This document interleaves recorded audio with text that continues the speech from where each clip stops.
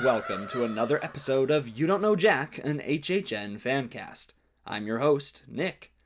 This fancast, which is not affiliated with Universal's Halloween Horror Nights in any way, aims to explore the story of previous years as well as speculation on upcoming houses, zones, and everything to do with the greatest horror event of all time.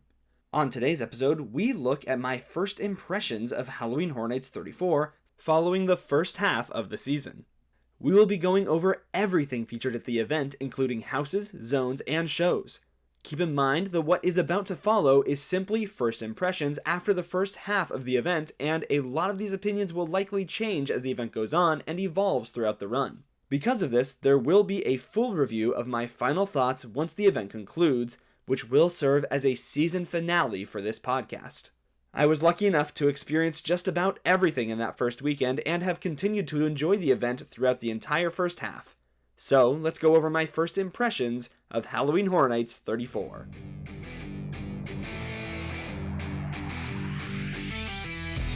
Same as before, we will be starting with a journey around the park through the scare zones of Halloween Horror Nights 34.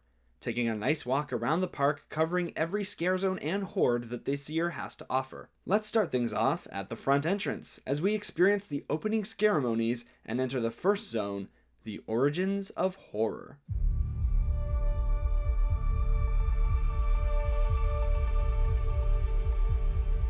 This year, we are welcomed into Halloween Horror Nights by a brand new icon, the artist, Sergio Navarro. While it's definitely up for debate since we have no official confirmation whether or not Sergio is a true icon, I personally believe that he is, seeing as all of the scare zones are themed around his story and he even has a headliner house which is absolutely set to be one of the best houses of the year.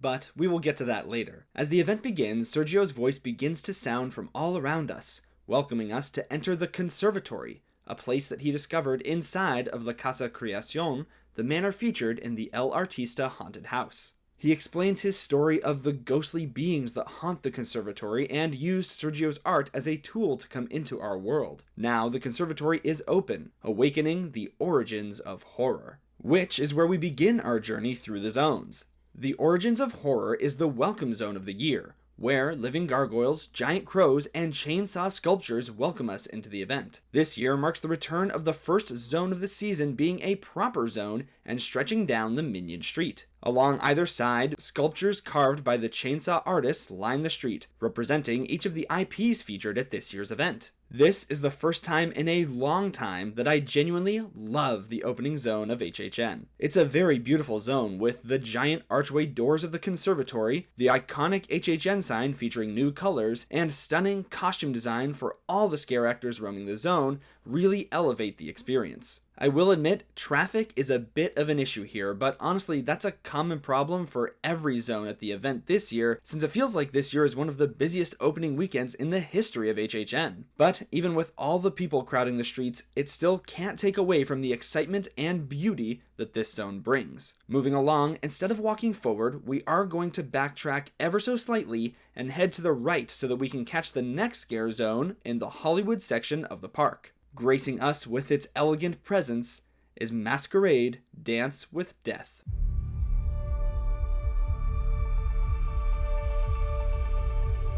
Masquerade Dance with Death brings to life a beautiful masquerade ball where, hidden behind their masks, predatory vampires from around the world come together to drink and be merry. Complete with absolutely stunning set pieces around the street of different ballroom elements such as a dining table, stained glass backdrops, and a giant light-up chandelier crashed in the center of the zone, serving as both the main attraction and the stage for a fantastic show moment. Throughout the night, the vampires of the masquerade come together to kick off the more gruesome aspect of their ball. Performers on stilts surround the crashed chandelier as the first human victim is sacrificed, encouraging their fellow vampires to do the same. This is my personal favorite zone of the year. The costumes alone would be enough to sell it, but one of the more impressive aspects is the level of detail throughout. Everything from the set pieces along the street, but more specifically to the different types of vampires who are visiting from different parts of the world. They all have very unique characteristics and personalities, which I feel truly elevates this zone to a level of excellence. This is a zone I have enjoyed walking through again and again, and even taken time to just stop along the side and watch vampires torment their victims, as well as the wonderful show moment. While the other zones are also fantastic, I feel this will remain my personal favorite for the year. Now, before we exit this zone, let's stop by Mel's Dine to see the zombie car hops roaming around outside of the diner. This is honestly a bit of a letdown, as the offering is fairly forgettable. Not counting as its own zone, but rather being seen as a horde, it doesn't really do anything too spectacular. It is the home to a couple of zombies on roller skates while the others are on foot, interacting with guests and carrying different body parts on their food trays. Don't get me wrong, it can still make for some fun interactions and is a nice visual that matches the Mel's Die-In feel, but it truly feels like an afterthought, as even their makeup is fairly lackluster, especially compared to the zone we just exited.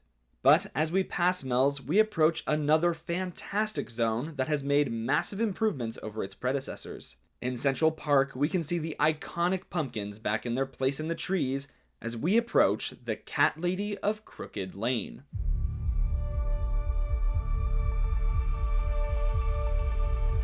The Cat Lady of Crooked Lane occupies Central Park this year and makes a massive leap over any zone that has ever taken place in this area. The zone now stretches past the Central Park walkway and into the main hub in front of Animal Actors and slightly toward the DreamWorks area with a unique walkthrough scare experience. This is another phenomenal zone. It tells a cautionary children's story about the Cat Lady of Crooked Lane, which is both reflected in the set design of the zone having pages of a book lining the walkway telling the story, as well as a scare actor carrying the storybook. The story goes that children trick-or-treating on Crooked Lane were drawn to the home of the Cat Lady. When they visited the Cat Lady's home, she would welcome them and offer them a special soup. After tasting this elixir, the children would be transformed into vicious cat creatures, killing any humans that come across their path. Just as the story says, as we enter Crooked Lane, we start off by seeing trick-or-treating children, followed by children partway through their cat transformation, followed by full-blown cats as we approach the absolutely stunning home of the Cat Lady. The Cat Lady's home sits in this newly expanded area and even hosts multiple show moments a night, where the Cat Lady comes out, interacts with guests from her porch before bringing a child scare actor on stage,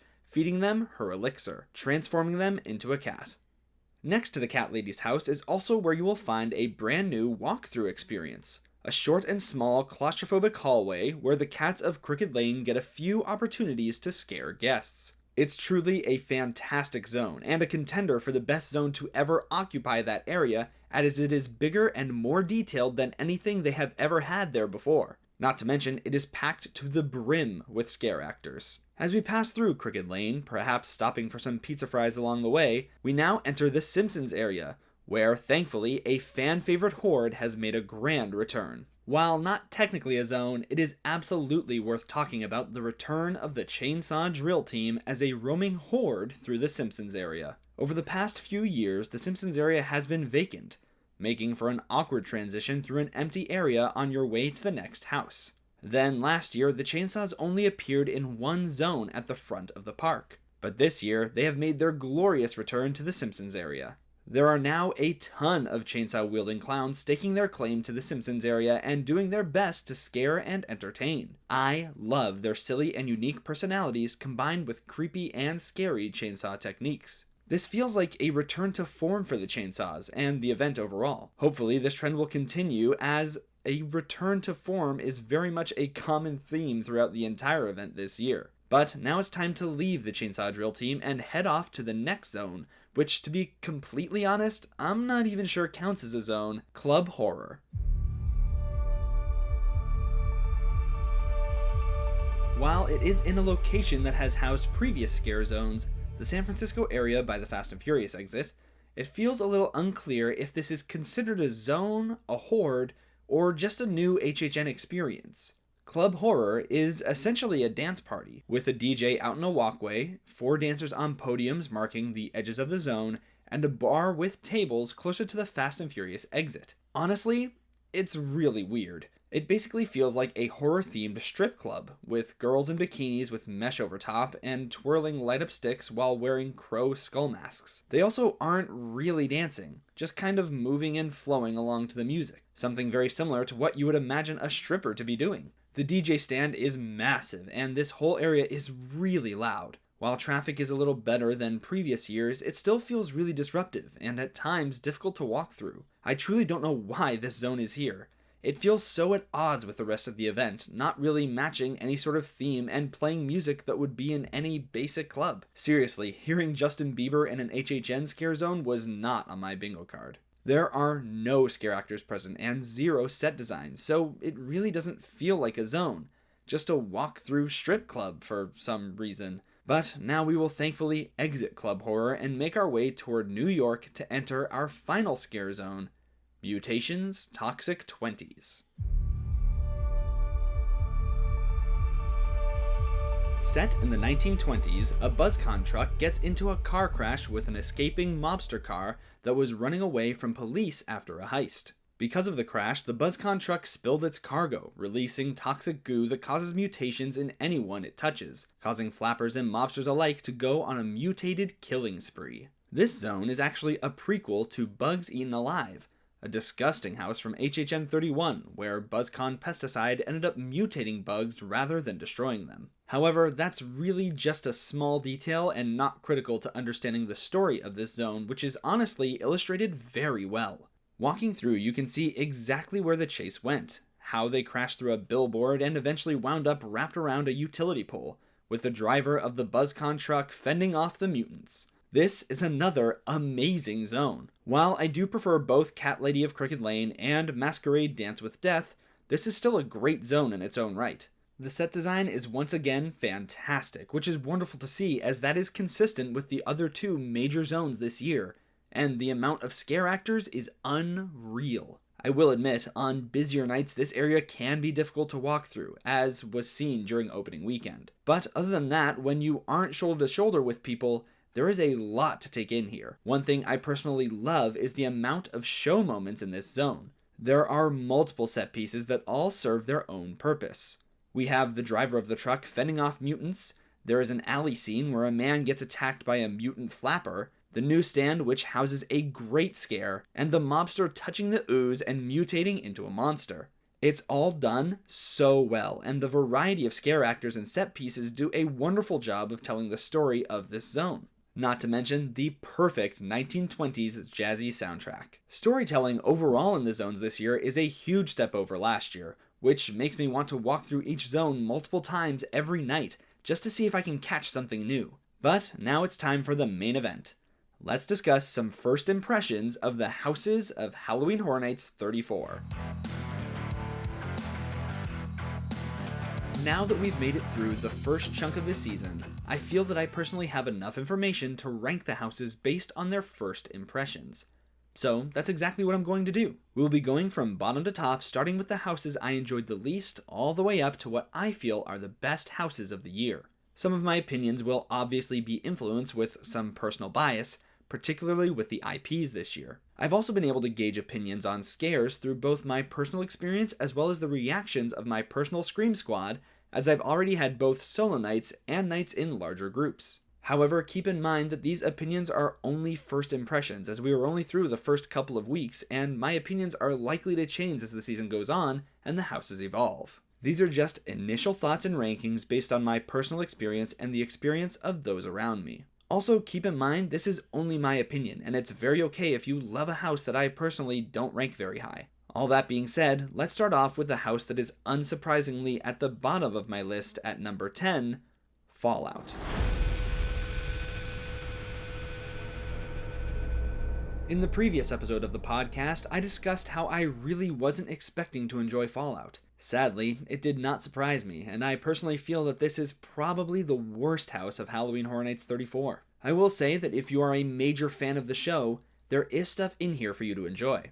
There is no story whatsoever, as it is more highlights of scenes from the first season of Fallout, so at least as a fan you will understand the references. The costume design is also accurate to what is portrayed on screen, but to be honest, that's about where my positives end for this house. While I'm personally not a fan of the show, I did go through with a friend of mine who is, and even they thought the house was bad. The lack of a coherent story outside of one-liners and references makes for a confusing and boring walkthrough of a house that truly has very poor set design. For a show and franchise that is known in part for massive set pieces, everything here just feels so small and cramped. I almost wanted to duck while entering the vault, and the larger scale scenes that were brought to life from the show are incredibly small and lackluster. This house is not even a little bit scary. It lacks any sort of creativity. It all feels way too small and crammed into a small space. It's honestly really not worth your time in my opinion. There are some truly phenomenal houses this year, so why wait for this when Gawkin is right next to it?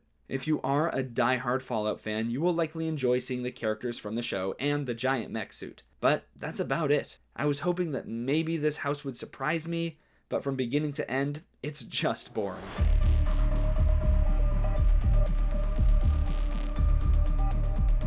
Up next at number 9 is Grave of Flesh. Grave of Flesh is another house that I categorize as simply boring. The idea that we enter our own grave and there are flesh-eating monsters waiting for us is very interesting. I just feel that the execution is very poor. While the opening facade and entrance is beautiful, the house quickly falls into a pattern of boring hallway after boring hallway with the same creature jumping out at you over and over. There are definitely a couple of good scares here, especially toward the start, but as the house goes on, there is nothing interesting about it. There is next to no set design, with each hallway being bland, brown, and lacking any real detail other than the occasional skeleton.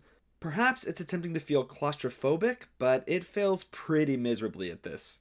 It's honestly swappable with Fallout as the bottom house. The only reason it's here is, given the choice, I would go through Grave of Flesh over Fallout simply because at least there are a few decent scares in here, and the finale scene is okay. Although Fallout definitely has the better set design, and that's saying something. Overall, this is another house that just feels like a waste of time. Again, there are so many amazing houses to experience. Why waste your time with something as boring as this?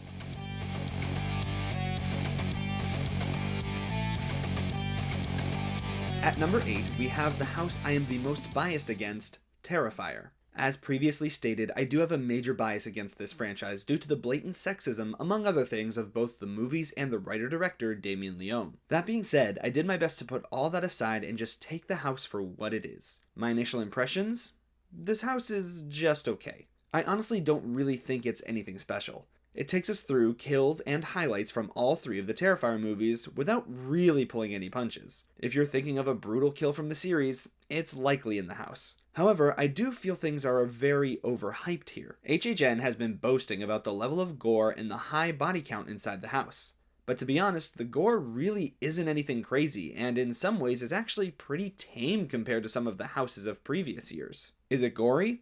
Absolutely. But it's not an insane, never-before-seen level of gore that Universal would have you believe.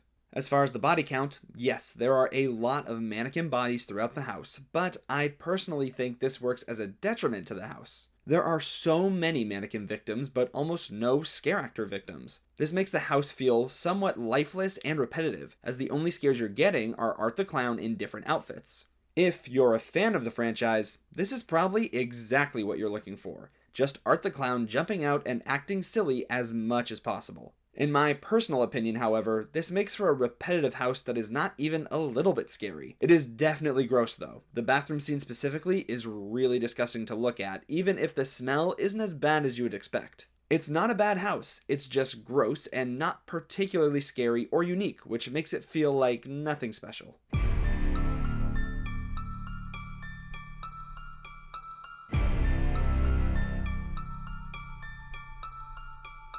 That brings us to number 7, Dolls Let's Play Dead. There is a lot of potential for this house's ranking to change for me. My first run through I would have put this higher, second run through it dropped really low, and currently the third run through has put it right around here. I do think it's a good house with a great concept of being shrunken down to the size of a toy and tormented by a twisted little girl. Not to mention, this house has a Jack Easter egg, which I was very happy to see. I think I might just be expecting a little bit more out of it, as for me, on first impressions, it just feels like it's lacking that extra something special to truly elevate it to a level of excellence. Don't get me wrong, it is a good house. The set design is done very well, making us feel like we really are the size of a toy walking through a dollhouse and eventually under a bed, which, by the way, is easily the best part of this house with the best scare the house has to offer. It also does a great job of using senses to its advantage, using things like melted crayons and interactive buttons to help immerse you into the world. The problem for me lies in the storytelling and lack of scares. Well, I suppose that's a little unfair, as there are scares, they just aren't scary. Most of the scares in this house aren't anywhere near you. While it makes for a pretty good design to have the dollhouse feel very open with larger rooms, it means the scare actors aren't anywhere close to you. They are jumping out from boo holes that are either very far away or are just standing out in the open, not even using a boo hole. I think the idea here is to get you to question what is a scare actor and what is simply a mannequin distraction, but personally I don't think this is done to great effect, as I feel like you can always see it coming from pretty far away. Again, the only point I think this is done to great success is under the bed, where it is so dark that it's genuinely difficult to see anything. This is why I feel this house has a lot of potential to improve, as the set design that is there is great, along with the costume design. It just needs a few more additions to really make it special. Good theming, but honestly, nothing that's gonna blow your mind here.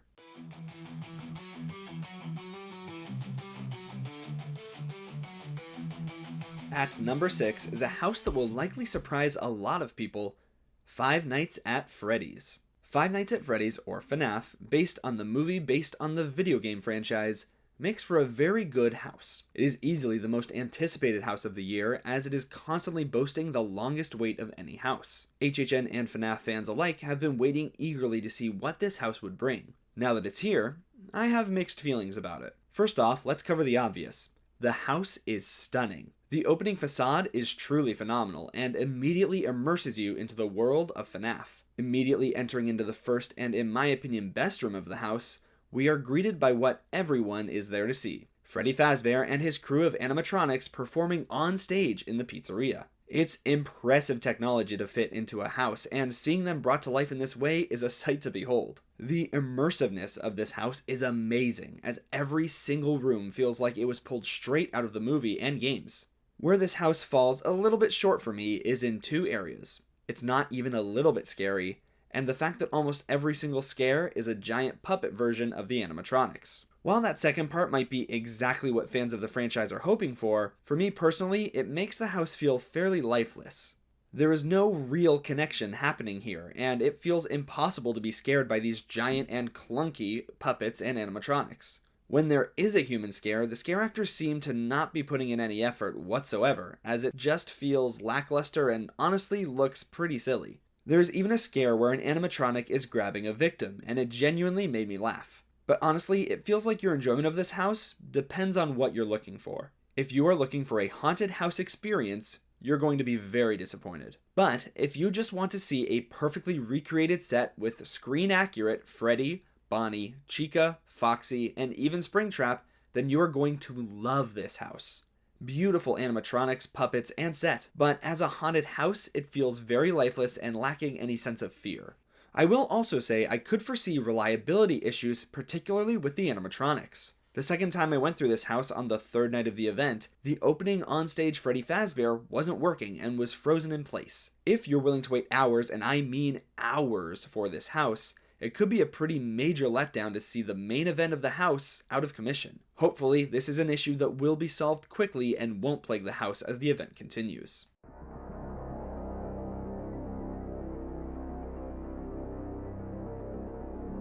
At number 5, we have another highly anticipated IP, Jason Universe. This was honestly a house I wasn't expecting a ton out of, but I've been enjoying it more and more with each run-through. If you're a big fan of the Friday the 13th franchise, or more specifically, its titular killer, Jason Voorhees, you are going to love this house. It is a series of scares that are almost exclusively Jason jumping out at you with different weapons. The house doesn't really follow any sort of narrative, but rather serves as highlights from moments throughout the franchise, recreating set pieces and in some cases readapting scenes to fit into a haunted house setting.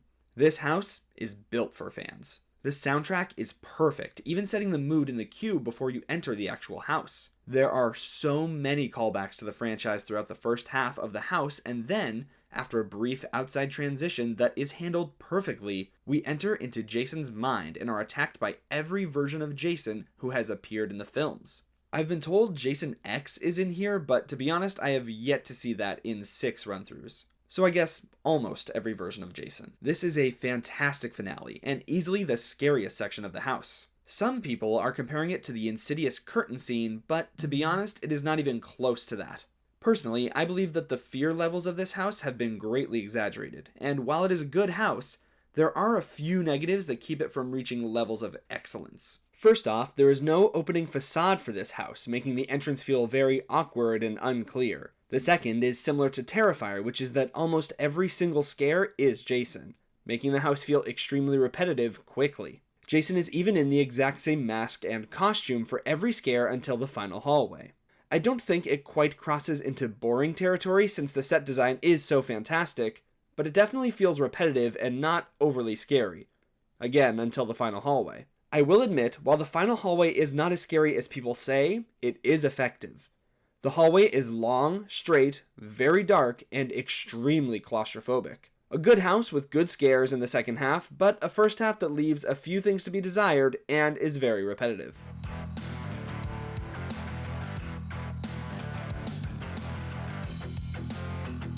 Now we are reaching levels of excellence. The top 4 on my list so far this year feel like they are a step above the rest. While that is even more extreme once we get to the top 2, numbers 3 and 4 are not to be taken lightly. So let's start off with the house I currently have holding the number 4 spot, Hatchet and Chains, the Demon Bounty Hunters. As stated in the previous episode of this podcast, I am a major fan of both Slaughter Cinema and Slaughter Cinema 2. So when the sequel house happened last year, as with the original, I was excited to see what B-movie would be granted its own full house this year. To my surprise, it was Hatchet and Chains, the Demon Bounty Hunters. Not what I would have called my first pick, but I was still excited to see what they did with this premise. It did not disappoint in the slightest. This was my first house of the season, so needless to say, I found it fairly scary on my first run-through, but felt like the story was lacking seeing as I missed most of it due to my eyes not yet being adjusted to the darkness of the house. After a first run, I would have said it's a scary house, but lacks in the story elements and overall would not be extremely high on my list. After a second and third run-through though, this has become one of my favorite houses of the season, and likely will end up as a sleeper hit.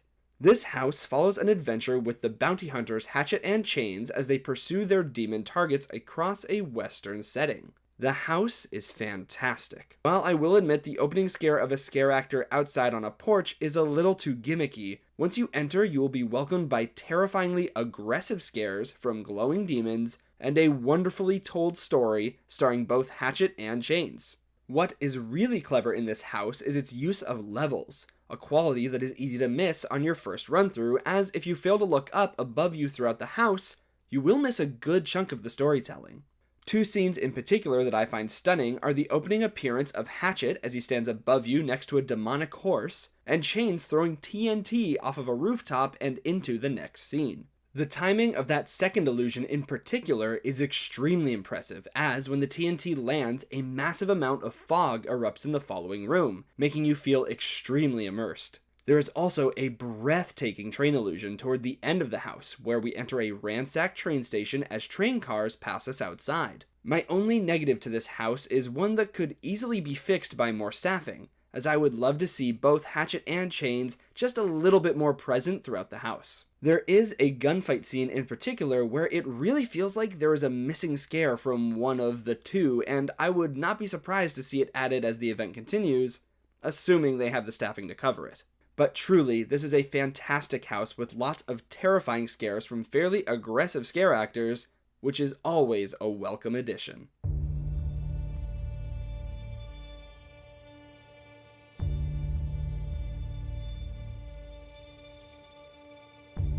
Following up Hatchet and Chains, just barely taking the number 3 spot, is Gawkin Monsters of the North. Gawkin Monsters of the North, or translated Monsters of the North, tells the story of a witch who was killed by her fellow villagers. After being stabbed through the heart, she uses her magic to return and take her revenge. With the help of vicious wolves and creatures, she begins to transform into a monster herself, until taking on a final form as the ultimate monster of the North. This house is stunning. It's very beautifully crafted with a frigid winter setting, very reminiscent of a house called Dead Man's Pier Winter's Wake. It also tells its story very clearly, with help from opening narration followed by a beautiful rotating lantern set piece that has illustrations detailing the witch's tale. The scale and forced perspective here works to perfection, as the house does a wonderful job of using the space provided to its fullest. This leads me to the only negative I have for this house: it's inside a tent. While it manages extremely well and truly uses every inch of space that the tent provided, I feel like it could have been elevated to all new levels of excellence if it had been provided with the space of a soundstage. The giant, wintry mountains, towering trees, and burning wicker statue all shine through beautifully, but could have benefited from a little bit more space to work with. That being said, this house is still gorgeous. Fairly scary with the use of varied and interesting monster costumes. The wolf elements are a very nice blink and you'll miss it touch, and the finale monster being brought to life by a giant puppet is the perfect finale to an excellent house. I love Gawkin Monsters of the North, and it is a house that even just through the opening weekend, I tried to visit as often as possible. I will admit that staffing has already become a noticeable issue here. Without scare actors to fill it out, the house can feel a little stagnant, and any level of fear and tension is completely removed. But with a full cast to tell the story, Gawkin Monsters of the North is a fantastic house that I'm sure will rank near the top of many lists this year. I'm very curious to see if my feelings change on this one as the year goes on, especially since I do consider Hatchet and Chains very close behind this one. But now it's time to talk about the final two houses on my list, which I'm very confident will remain as the final two for the entire season. These two houses stand head and shoulders above the rest, and while there are some great houses this year, none of them even come close to my personal top two picks. They are so close in quality that I have honestly been back and forth on which one should occupy the top spot, and likely will continue to feel this way as the season goes on. But based on first impressions, the top spot had to go to the house I cannot leave the event without doing, and the one house that is my go-to every single night. But we will get to that after this next house that we have to talk about. Shockingly, occupying the number 2 spot on my list is El Artista, A Spanish Haunting.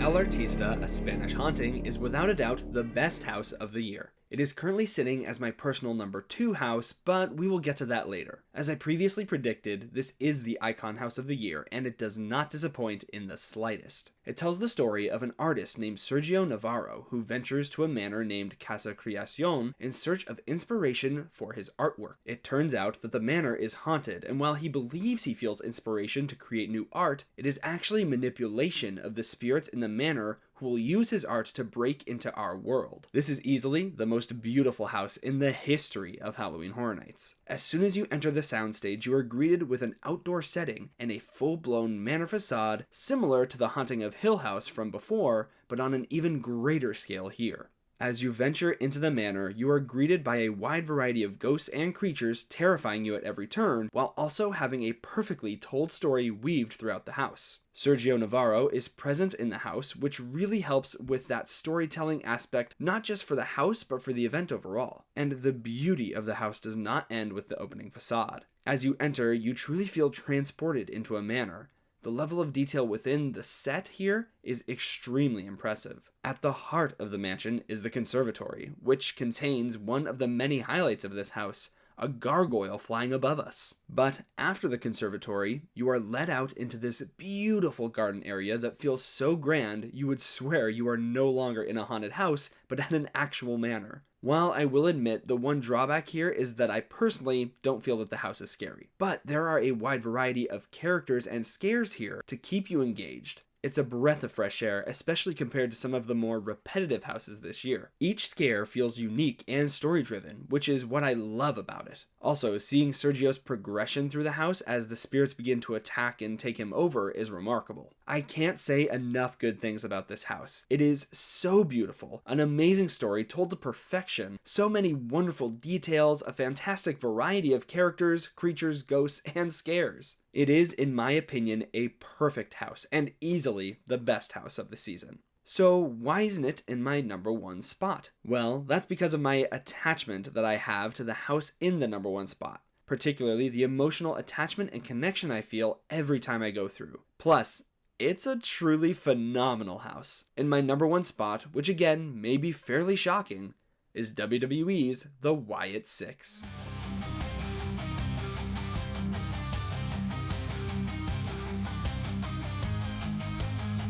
If you had asked me on opening night which house was going to be my favorite, I would have told you it was a toss-up between Gawkin Monsters of the North and El Artista, A Spanish Haunting.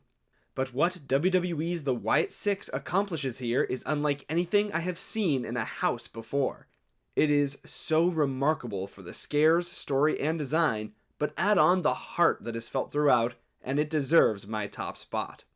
Within the first week, I had already been through this house 14 times, and I am continuing to go through many more throughout the season.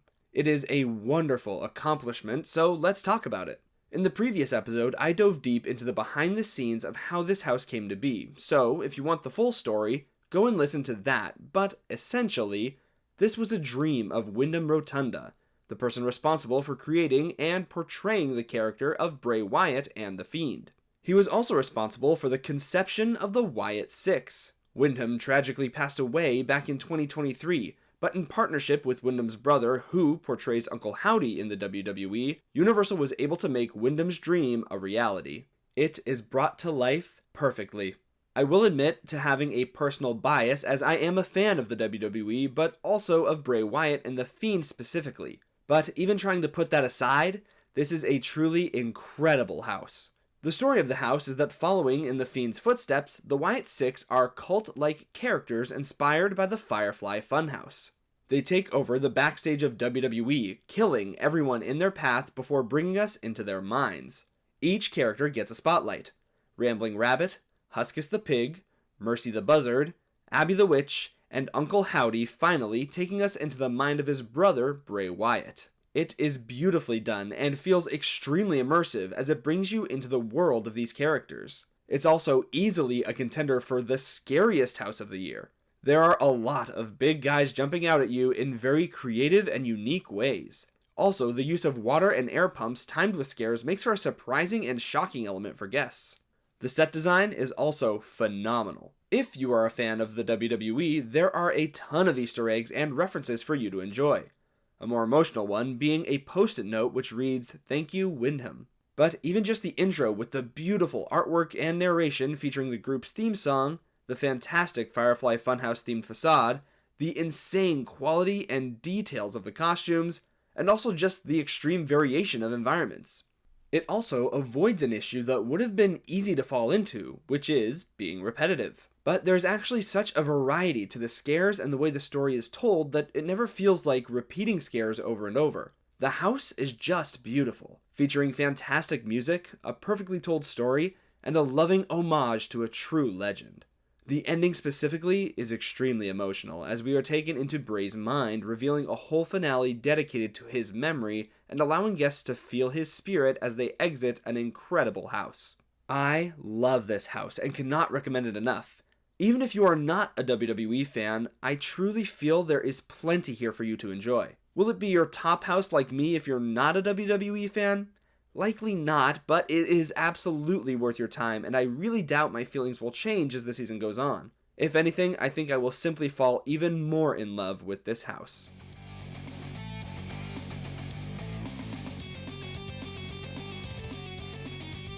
Well, that covers all of my initial impressions of the houses featured at Halloween Horror Nights 34, but we still have to talk about the shows featured at the event.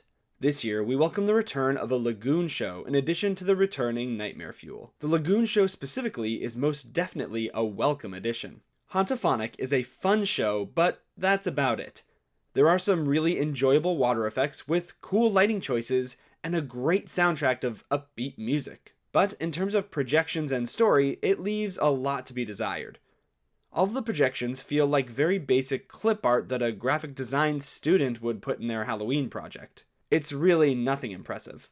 There is also basically no story.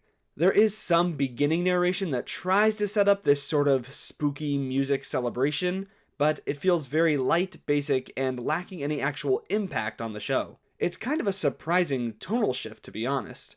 The previous shows have always been based either around the story of the event itself or around general horror movies or the IPs of the year. So having a show that honestly is very light and fun, similar to something you'd see at Mickey's Not So Scary Halloween Party, is an interesting choice. I'm still glad it's here, since it does give guests another entertainment offering to enjoy, which helps a little with crowd control, and walking by it is very fun to see and hear. But it's really nothing special. This brings us to the returning Nightmare Fuel. As I've said before, I know I may be in the minority for this.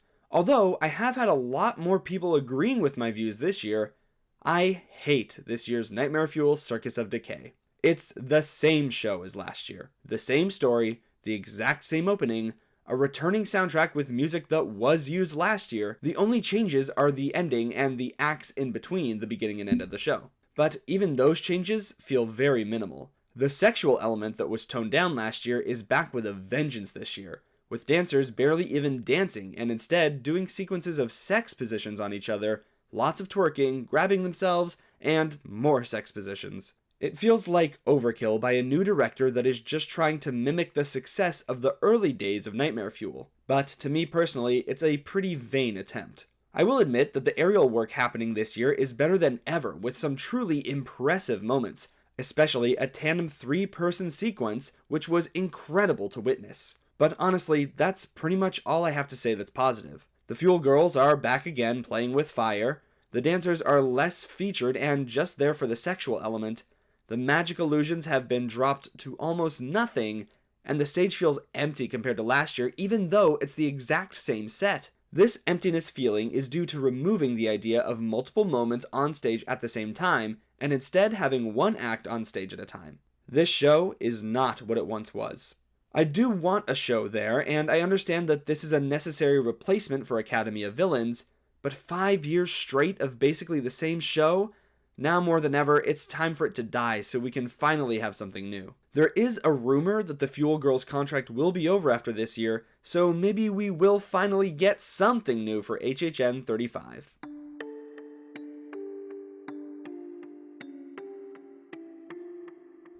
Overall, this is a phenomenal year for Halloween Horror Nights. The scare zones are bigger and better than ever before, with a tremendous amount of detail, absolutely stunning sets, and packed to the brim with phenomenal scare actors. The house lineup is also amazing.